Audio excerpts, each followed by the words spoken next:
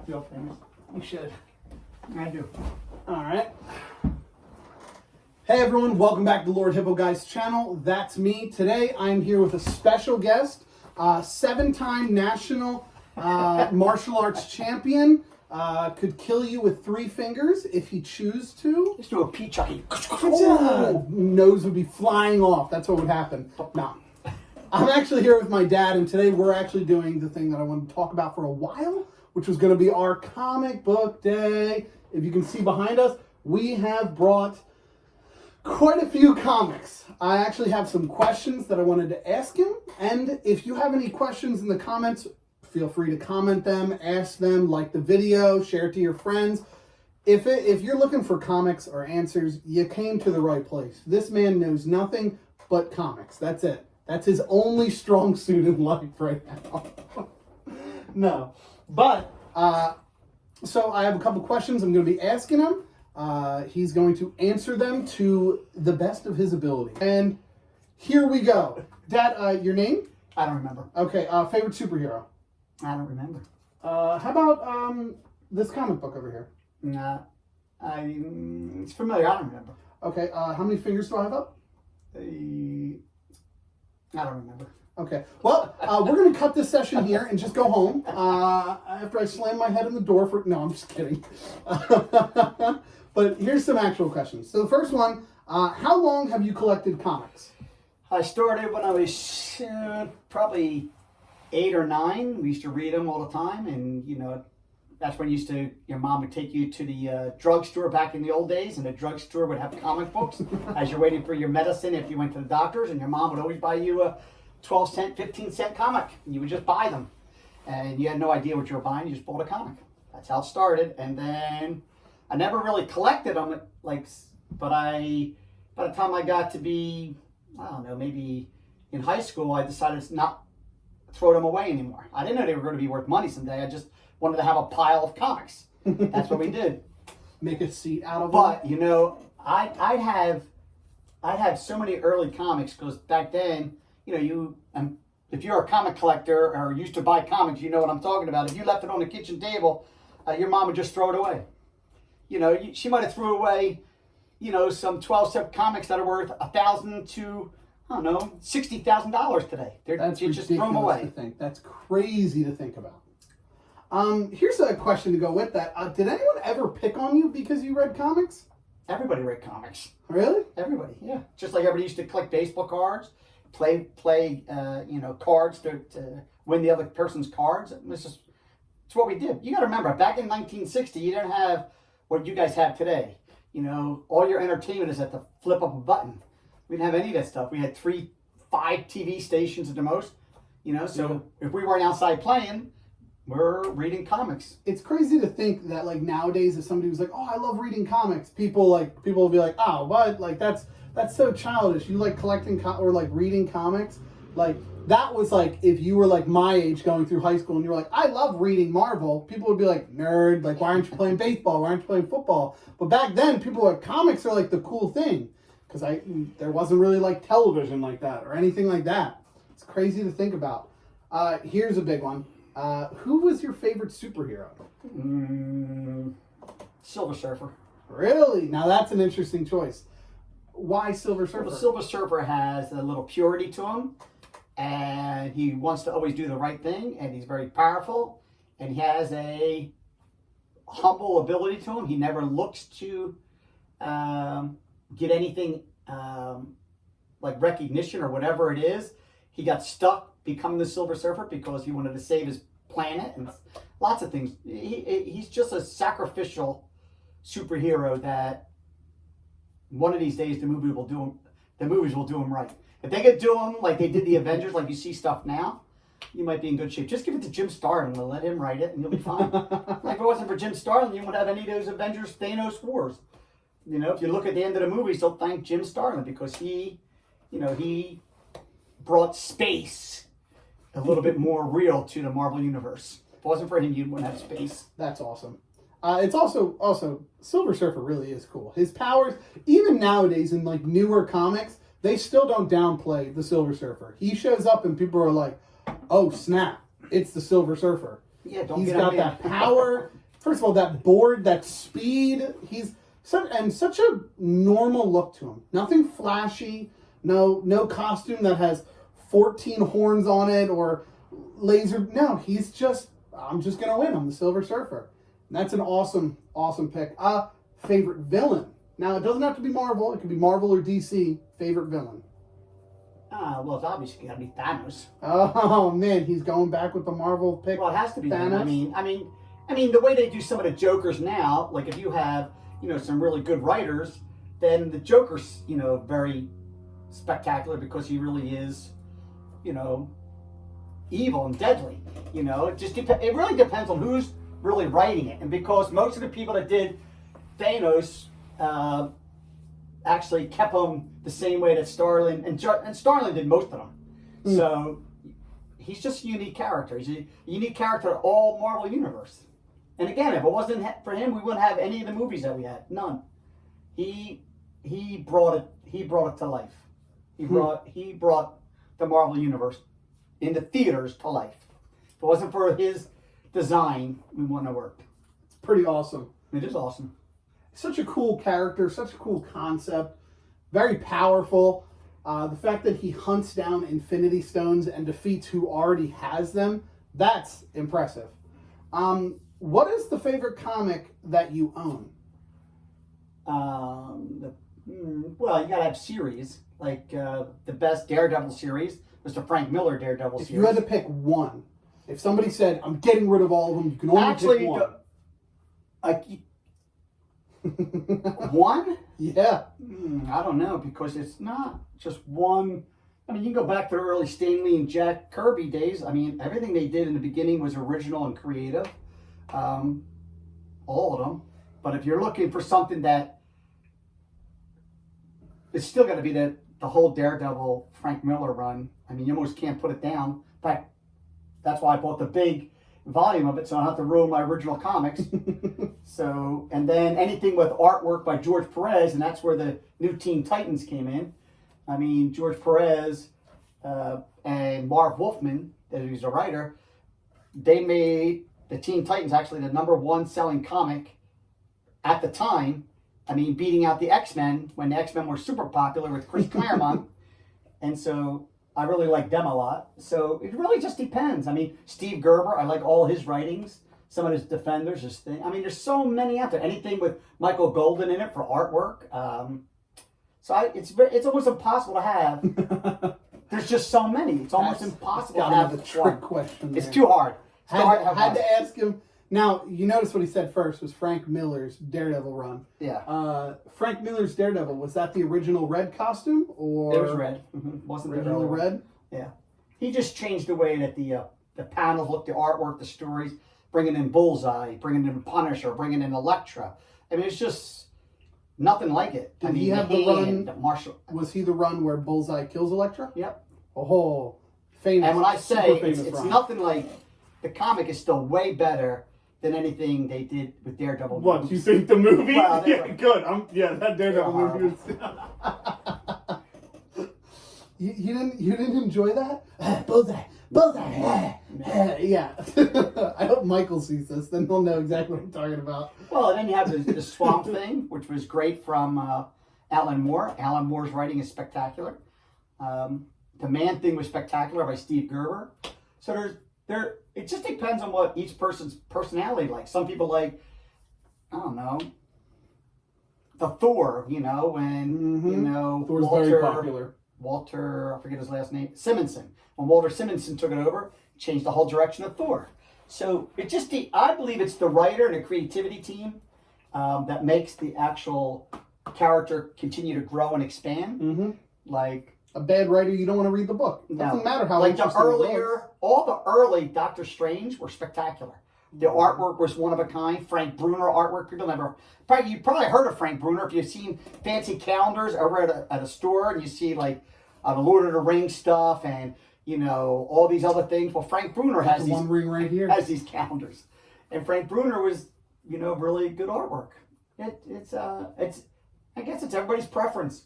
Like right now, probably the best comic out there today now is probably Deadpool, to my eyes, because I don't think any new comics are really breaking ground. Speaking of Deadpool, I actually brought one of my favorite runs in the series. This was the one that was the first ones that I got. This is Deadpool, the complete collection by Daniel Way. Daniel Way, incredible for the writing in this.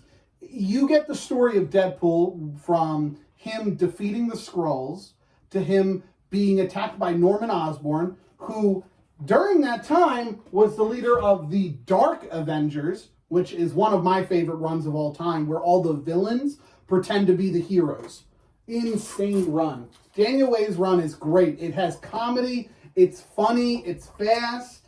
You have Deadpool headbutting Colossus, throwing up on him to fight him. Because you can't beat Colossus if you don't bring stuff to fight him. Yeah, but still, Deadpool, when he destroys the Marvel Universe, that's the best. You're talking about Deadpool kills the Marvel Universe? Yeah, that's the most entertaining. Because everybody wants to see Captain America get punched in the face or whatever. I mean, something. And Deadpool's like, can't kill him, so... That is a hilarious. great run. If I had to say my favorite run of Deadpool, though, is going to be the book Deadpool, the Good, the Bad, and the Ugly. Yeah, that is probably one of the deepest, one of the darkest, and one of the ones that has the most story for Deadpool. Finding out his life, his family, his wife, his kid. Such an insane run. Some of my favorite one-liners are in that, too. Good, real gritty one. Next one.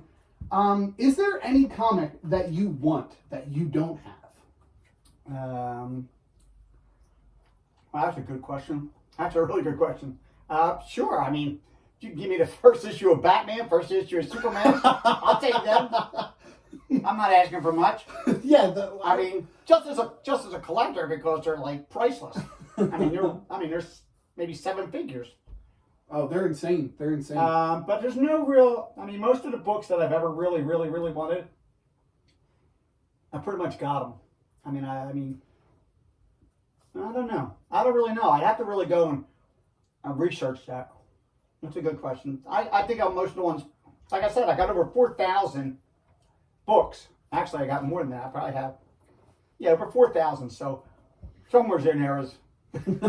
Probably one that he really likes. He just hasn't remembered because he hasn't picked up 4,000 in a while. Do you still read them occasionally? Do you still take them out and read them? No, I don't take them out. I buy, they're called omnibuses. Or like, showing a picture of Daredevil one. So there's a Daredevil one right here that's super thick. So what that does is those books, you might have to pay like $125 or whatever, but they give you like 40 comics all in the order. So you could read it like that without taking out your books. I mean, you could rip a page or destroying something. Yeah, heavens forbid. That'd be terrible. Yeah. Heavens to Betsy. So, like even the Marvel 2-in-1, that might be, 15 books in there. And so that was a really good series. I really enjoyed that. So instead of me taking out my original comics, I'll take that out. So I don't really read any, the ones that are in my folders and books, I don't take any of them out and read them. I mean, it's tempting, but I don't do it. So it's a good thing they came out with this thing called omnibuses, and because now you can just buy your favorite series. Like I just bought another Spider-Man series with Gwen Stacy dying. Well, I don't want to take it out of my comics, so I bought that. No, that's awesome. No, that makes sense. You don't want to ruin them, but you still want to read them. Yeah. Because, who wouldn't? Well, when you live at the beach and you're in semi-retirement, you can read all day long, so that's kind of nice. So, what is your favorite battle in comics? If you had to pick one battle where you were like, I can pick that up and I can read it again and again and again and again.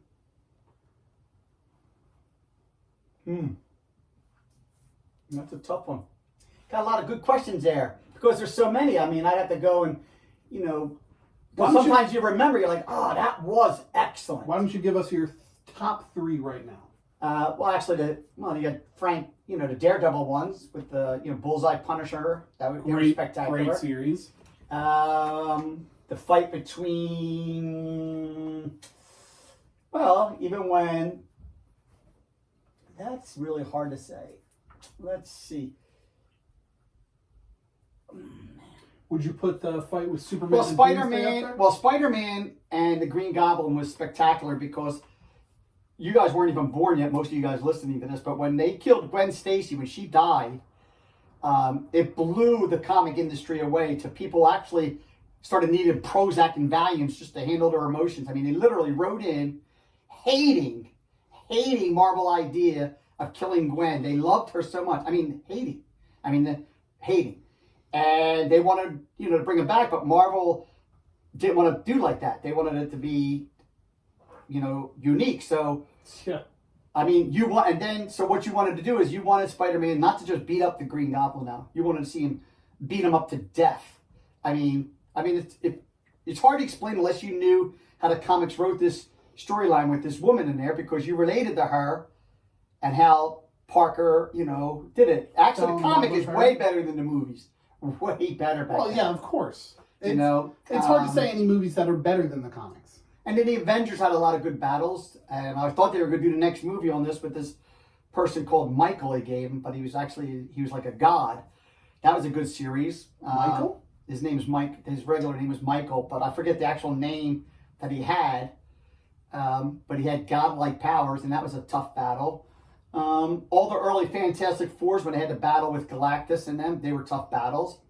I don't really relate to too many DC great battles. I mean, of course, you got to have the Batman ones in there, but there's no ones that really stand out. Like, what about Superman versus Doomsday?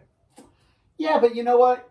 That was, to me, it was good, but it wasn't it wasn't emotional, because you knew there's no way they're gonna let Superman stay dead. So they invented a way for him that he's from Krypton, so he can't be dead. His cells are so nobody's gonna kill Superman.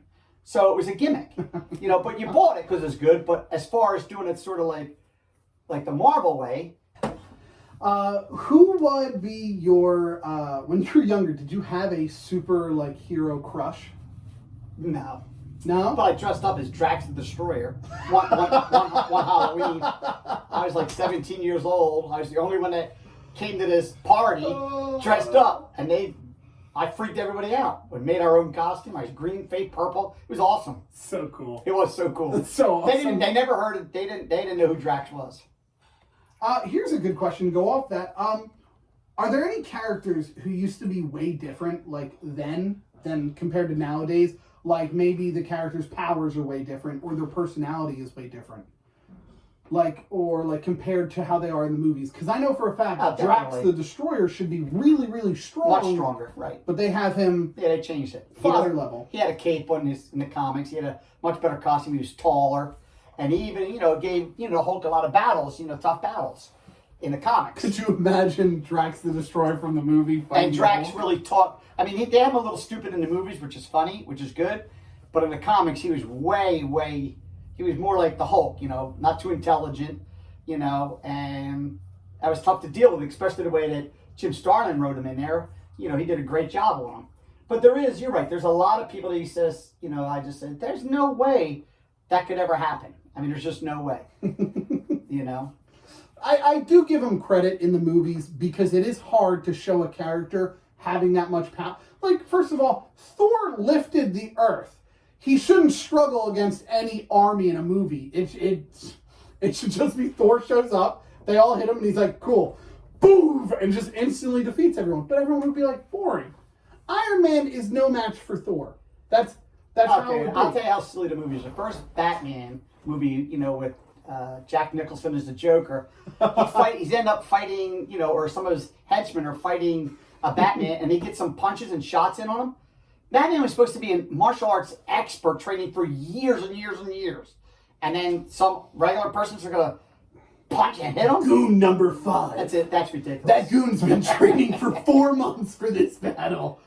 I'm a yellow belt in karate. You're toast, Batman. It should never happen. Maybe Batman's a fake black belt in every martial arts. Maybe he paid for it. Well, the real Batman is probably the Equalizer. Agreed. Those movies Go see the first Equalizer with Denzel Washington, and imagine him wearing a Batman cape and awesome. Batman, and that's how Batman should be. Except without the killing, because Batman doesn't kill. We want Batman to kill him. Now you're changing the whole character again. You like the dark Batman. No, that's what we wanted.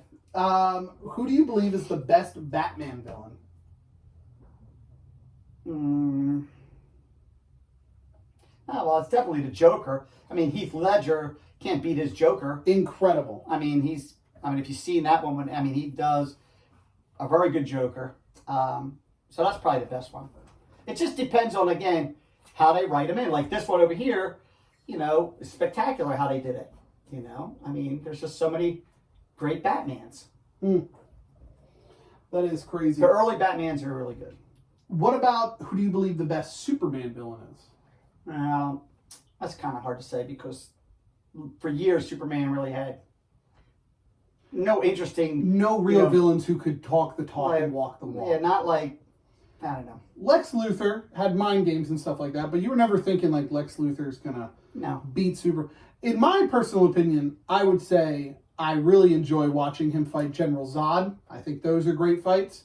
And I really enjoy Doomsday.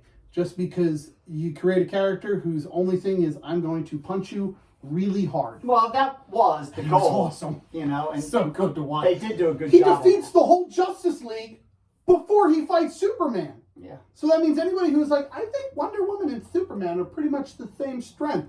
Doomsday said, hey, watch me curb stomp her head into the floor a couple times. Yeah. And the Flash was like, I'm faster than Superman. Doomsday was like, I don't care. When I catch you, you're toast. And then Batman said, I need to get out of here because I'm a guy in a suit. Yeah, what was Batman's contingency for that one? Call Superman. That was his genius plan. Here's one. Best storytelling in Marvel and DC. Who's the best in Marvel, and who do you think is the best in DC?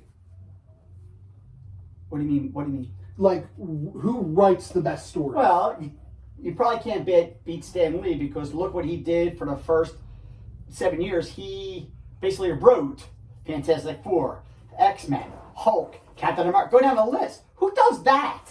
So that alone, I could. But... The guy's a genius. There's no other. I mean, he's probably more of Stan Lee's characters probably than you do Walt Disney's. That's how many people know Stan Lee's characters. Ouch. It's just what he did. But if you want to have what is the best series still, well, there's a few. One was, like I said earlier, the Swamp Thing series with Alan Moore when he did it. Even Len Wein before Alan Moore's. Now Swamp Thing is DC. DC. And you think that Alan Moore's Swamp Thing best? Well, it is the best. Writing. Well, his is the best. You heard it here first. Well, Alan Moore probably. Well, he's world renowned. He's from England or Britain or somewhere. Cheerio. He's spectacular. But Frank Miller's Daredevils are second to none. Then you got to go to, then you think about Iron Man. Now, people don't really relate to Iron Man having great, but Dave Michelini writing the Iron Man series where he became an alcoholic, spectacular. Then you could have any of the Spider-Mans with Jerry Conway writing all his. He was great. George Perez's Teen Titan, or Marv Wolfman's Teen Titans, spectacular. Who George Perez write? George Perez didn't really write, he drew. Oh, he's the artist. Okay. Yeah, so, and then Steve Gerber's Man-Things were spectacular. Mm-hmm. Man-Thing was Marvel. Marvel. And the Doctor Strange series, some of the Hulk series were great. Trying to think off the top of my head. And then, of course, the X-Men changed comics when Chris Claremont took over and made the new X-Men with issue 94. Mm-hmm. Issue 94 pretty much changed X-Men forever. Who was the X-Men in issue 94? Well, that's where they come out with. Cyclops from the old one, he stays. Nice. Then you had, it's Phoenix, she's called, but she was actually Marvel Girl, but that was her original name, and she changed. Then you have... was Wolverine? No, Wolverine's in the new X-Men. Ah. He's in that one. He's in the new one. He's in issue 94. That's what I meant. Who are the ones they added in 94? Wolverine, Colossus, Nightcrawler. Really? All the characters you see today, no, he's in the old one. Really? So all the ones that you Interesting see. To say. Well, Chris Claremont, again, he must have written, probably 14, 15 years of the X-Men. And it was a #1 seller of all Marvel comics for years until other ones started to come along. I mean, but he did a great job. And actually, the first X-Men movie that came out, I think all the X-Men movies except for the last one, which I didn't see, they did a fairly good job on them. They did a pretty good job on the X-Men. You know, I think that if you're a Marvel collector of X-Men, you can't be that dissatisfied. I mean, it's not perfect, especially when Jean Grey dies, when Marvel Girl dies in the comics, is very emotional. Wait, was she Marvel Girl or Jean Grey when she? No, she was Phoenix. Oh, she was Phoenix when she died. You know, and when they had to kill her because she became a god, and her power couldn't be contained or controlled, and God with a lowercase G. yeah, I'd so like, she I'd like was. that to be known. Well, she had so much power, and this is why they really killed her because they didn't know what to do with her after that. They honestly admitted we allowed her to get so strong. Who could beat what villains can go against her now? Like she could destroy Thanos with just looking at him. So you have to get rid of her. You have to find a way to do it. Or you just make a new villain who's even strong. That's normally what they do nowadays. Here's one. Who do you think is the best art by Marvel and DC? Who's the best artist? Well, that's a good one because there's a lot of good artists. Okay, I'll just go down the list. If you get anybody that did any Marshall Rogers artwork, Okay. Michael Golden artwork, Michael Golden. George Perez artwork, I know him. John Byrne artwork, I've which heard of was him. excellent.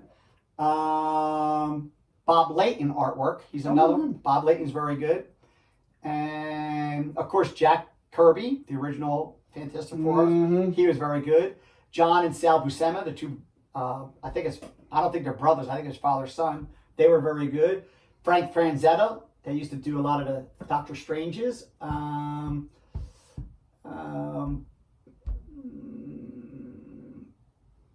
DC had the Swamp Thing artists, Toltebin and Bissett. They were spectacular.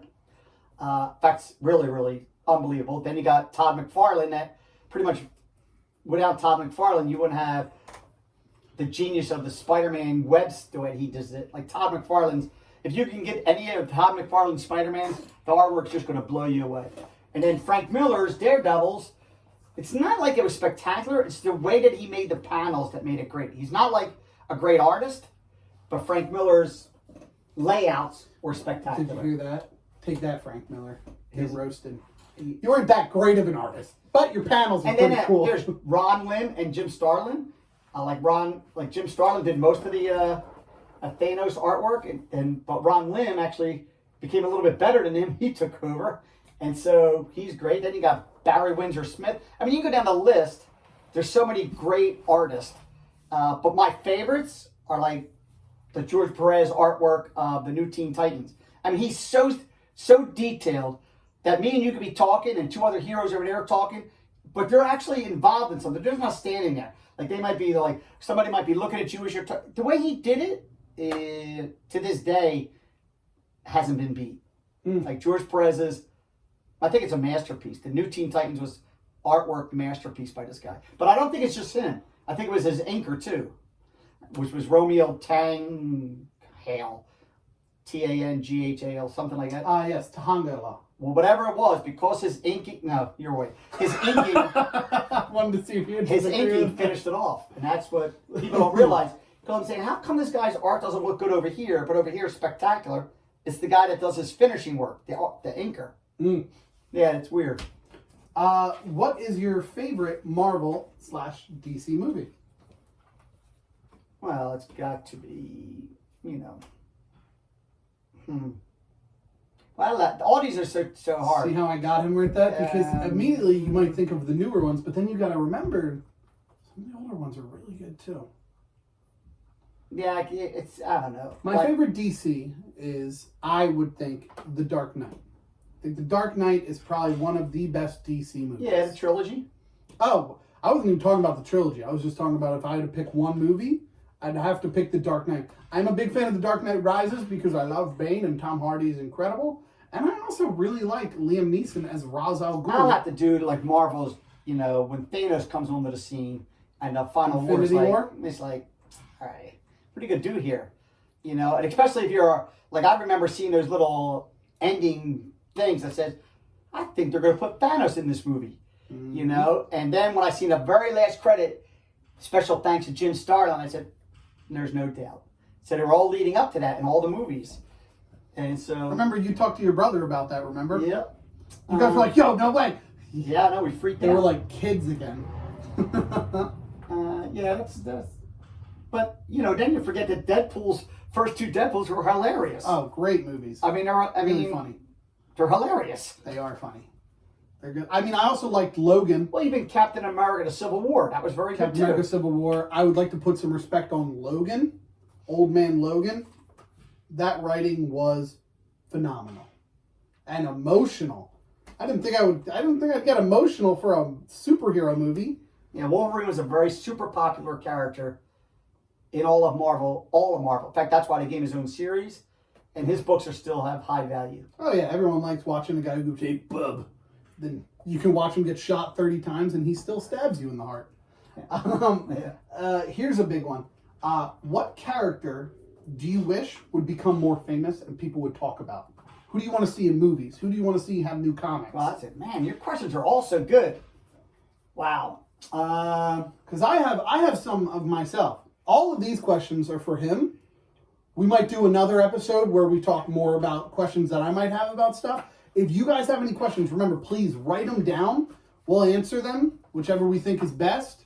Well, I'll tell you what they should, like The Watchmen, which is like a strange series. Now he's going over not even Marvel or DC comics. Well, it was Alan Moore, because Alan Moore was a great writer. He did, the Watchmen series, and then they tried to do a movie on it, and, he really didn't give his okay with the movie because he thought there's no way they can do a year of writing that he did and put it in a 2-hour movie. That's how involved it was. So what I'm getting at is, movie, though. You have to really decide on who's going to be able to do something like this. So if they could do the way Steve Gerber wrote the Man-Thing, might be very good. Or Defenders. Like some of the Defenders were great, but the one we seen on TV was horrible. The Punisher, another great series, but some of the TV one was good. The TV Punisher. I like that. They still need to do a great Daredevil movie. I mean, agreed. The TV show for Daredevil was really good, though. I like that. They could do a great Elektra movie. Just copy Frank Miller stuff. Mm-hmm. What about Adam Warlock? I heard you talk Adam about Warlock him is earlier. awesome. I thought they were going to use him time and time again because Adam Warlock defeated Thanos a couple times. Yeah, Adam Warlock knows he's powerful. He's already been dead, lives in a different realm sometimes when he's dead, doesn't care if he comes back, knows that if you kill him, I still go over here, I'm still alive. And I love how the way that Thanos and him talk and argue, and Warlock will just look at him and says, almost like this, and what are you going to do about it? What? I already killed you before. See this thing in my head? I can still kill you again.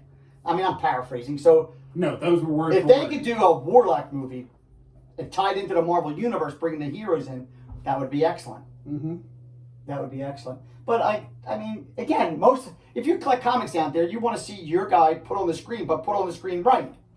And that's why it wasn't until recently they were able to put the Marvel Universe up there, right? Because of technology. Yep. And then they were so smart that they hired spectacular actors. Great actors. And actresses and great directors. Mm. I mean, they did their job. Dave Filoni. I still don't understand why good. DC, though, wasn't able to use the personalities that changed the Marvel movies, and DC couldn't do that. Do you think it's because DC believes they have to be darker than Marvel? I don't know. Which is weird, because if you look at a Superman comic, some of the Superman comics are awesome. Listen, the best two DC movies was Shazam.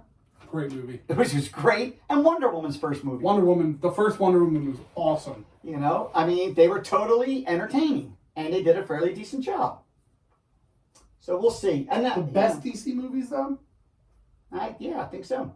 I don't know. I'd have to say, I think The Dark Knight is a better DC movie. I don't know.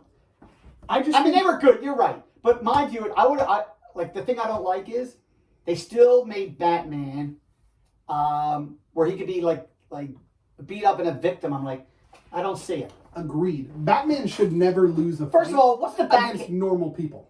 All right, what's the Batcave for? What's he have in there? He's a super detective. He's a genius. Maybe he needs Robin from the old days. Holy, here we go again, Batman. Let's put it in the computer. I mean, something stupid. So you're saying you'd like to see a young boy in tights again? We're just getting this firsthand, ladies and gentlemen. No, I agree. Even a Hulk movie. When they do the next Hulk movie, they got to get him talking, like a first grader or a kindergarten, put some emotion into it, and Agreed. You'll have who does not want to see Hulk smack? Who loved, when the Hulk first played puny human or puny god after he smashed him? Yeah, because we wanted to hear him talk like that. Everyone liked that. So when they bring out a great Hulk movie, that will change because Hulk had and he was one of Stan's favorite, characters he created. I mean, it's just a lot of great It's funny characters. because it's not like they don't have comics, because the Hulk has some of the best comics. Right now, if you're watching this, the first thing that comes to your mind when you hear Hulk, I guarantee you're thinking World War Hulk. World War Hulk blew up social media, blew up everything. The Hulk starts off his journey of World War Hulk by going to the moon and beating up Black Bolt of the Inhumans. He shows up and says, "I didn't come here for a whisper. I came here to hear you scream." And Black Bolt goes to yell, and he covers his mouth and then beats him up. And then he goes to Earth and he tells everyone, "You have a week to get out of Manhattan. I'm going to come here and beat up all the heroes." That's another thing they should have. The Inhumans World War destroyed. Hulk would have been awesome. I mean, they destroyed the Inhumans on Please, the TV show. we don't know. It never happened. It's not real. I mean, we don't talk about it. They were so popular in the Fantastic Four. How do you ruin somebody who's I'll tell you, if you want to make a great Fantastic Four movie, do it like when they had the Inhumans on there and almost copy the script. I mean, not word We're for not word. talking about the TV show. No, We're talking about the No. comics. no, the original comics when, Stan and Jack created the Inhumans. You was don't great. even need to do too much, because the Fantastic Four have a great villain. I'm not even talking about Galactus. I'm talking about Doctor Doom. He's a sorcerer who has technology, who's rich beyond belief. He can cast spells and alter reality. What? That's awesome. Instead, in the new movies, they're like, his power is lightning. Well, first of all, why did they make Galactus in the first movie a cloud? A cloud! They made him a cloud! It's stupid. I don't know who sits down and says, good idea. That's genius. You know what we really need? They're like, you know what scares people? Thunderstorms. And they're like, hire this man, Terry. And they're like, next thing. What else should we do? And they're like, I got it for you. I think we should have Mr. Fantastic. The smartest man in the world. Constantly being outsmarted by everyone around him. Yeah. Genius! Right. You're a genius, Bob! Like, he constantly has to walk around and be like, I don't understand these numbers. And then his wife comes in and she's like, silly, honey, you forgot the 3 and 2. Don't get me wrong, she is smart. Sue Storm is smart. Mr. Fantastic is so smart. In the comics, there's apparently 20 universes where he gathered the Infinity Gauntlet in every universe. Actually, he's smarter than Stark. He's smarter than all these guys. That's why I actually thought they were going to call him in one of the Avengers because I know who to go see. Like when they had to go back to see Tony to get him and he help. said no, and they went to go see somebody else. I mean, don't get me wrong, Professor Hulk Do you is imagine a cool what a way to concept, bring... but That would have been a perfect way to reintroduce the Fantastic Four the way they should be. I want to see a solo movie first, in my opinion. Listen, if it wasn't for the Fantastic Four, there'd be no other comics. No, Oh, yeah? no Marvels. What about Dragon Ball Z? Checkmate. It's sarcasm. That's why he's Lordhippo. Guy. Well, that's all the time we have for this episode. I want to thank my father again for being on here. It was a lot of fun talking about comics. I can't wait to do the next one. We'll try and do this next week. We'll try and do a weekly thing where we talk about comics, different things. Maybe And don't we'll forget, talk about... And don't forget, if you have comics at home, go get them. Take them out, and then if you want to, you could, send information to Josh, and I can give you what the current values are, and how you can take care of them a little nicer. I mean, you'd be surprised what you might find. You might have stuff in closets, who knows what, that could be gold mines. I mean, just like even he said, I have Suicide Squad #1. Now, I never thought they'd be worth anything. It's already worth $80. I mean, I paid 75 cents. Where do you get an investment like that? Go to the stock market and try it. This is the best investment, and they sell now on eBay like it's going out of control. So, I don't know. This might be the perfect time to sell, but I think maybe not, because I really don't think the Marvel and the DC movies are going anywhere. I think they're the #1 box office draws, and that improved everything that you have. So if you have comics at home, go get them, put them together, and then you can check it out yourself. You can Google them or... What? No, you have to come here. But it's easier to come here because it's quicker. And Google makes too many mistakes. Agreed. And it's run by corporations. We're not. Catch all of you in the next one. Peace.